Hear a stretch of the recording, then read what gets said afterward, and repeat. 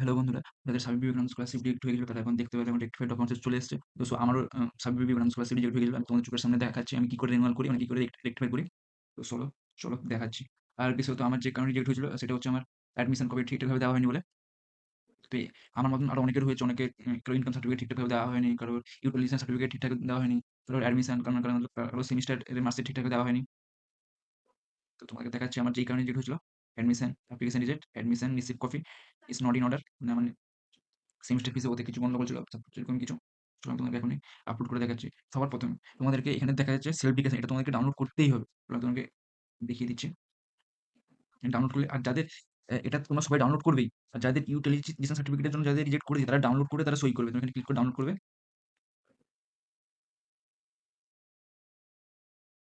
এটা হচ্ছে utilisation certificate. আর তোমরা যে যার ওয়েবসাইট থেকেই করবে, কারণ তোমাদের এখানে ব্যাংক অ্যাকাউন্টের নম্বরটা লেখা থাকে।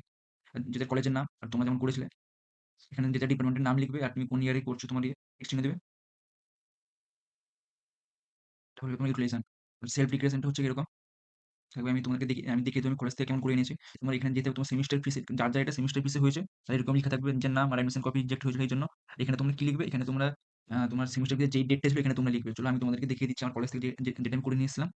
তো সবার প্রথমে আমি আমার ফেসবুকটা দেখাচ্ছি, আমার ফিফথ সেমের ফেসবুক। এটা কি হচ্ছে আমার ফিফথ সেমের, এইটা হচ্ছে আমার ডেট, এই আমার সেমিস্টার ফিস।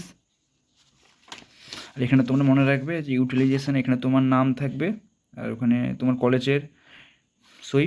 আর এখানে তুমি তোমার ফেসবুকে যেই ডেটটা দিয়েছো এখানে যেন সেম ডেটটা থাকে, ঠিক আছে?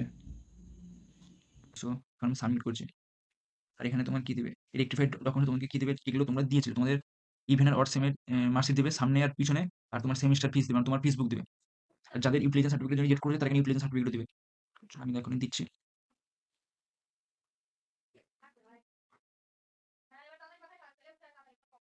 এটা হচ্ছে কি আমার রেকটিফাইড ডকুমেন্টস। আর এটা সেলফ ডিক্লারেশন।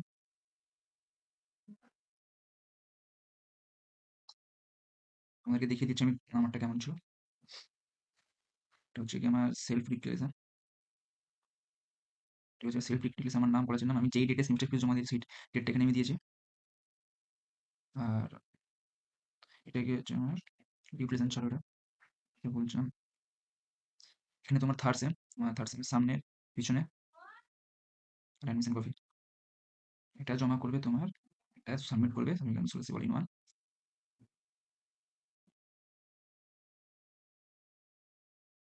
তোমরা এখানে যে রেক্টিফাইড ডকুমেন্টসে যে মার্কশিট আর যা যা বললাম, যা যা তোমার কারো যদি ইউটিলাইজেশন রিজেক্ট করে সেটা আপনি করে আপলোড করবেন।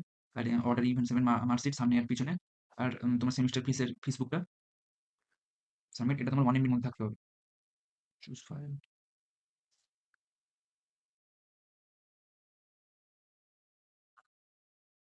তোমার সেলফ ডিক্লারেশন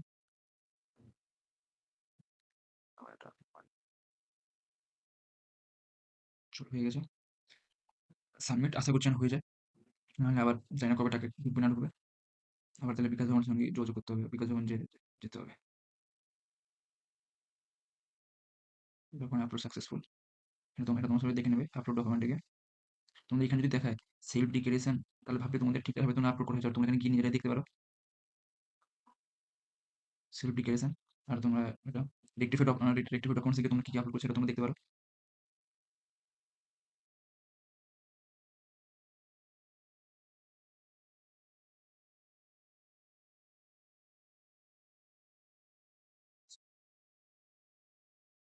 আশা করছি ভিডিওটা তোমরা বুঝতে পারছো। যদি কোনো অসুবিধা হয় তাহলে আমাকে বলবে, আশা করছি আমি সাহায্য করে দেবো।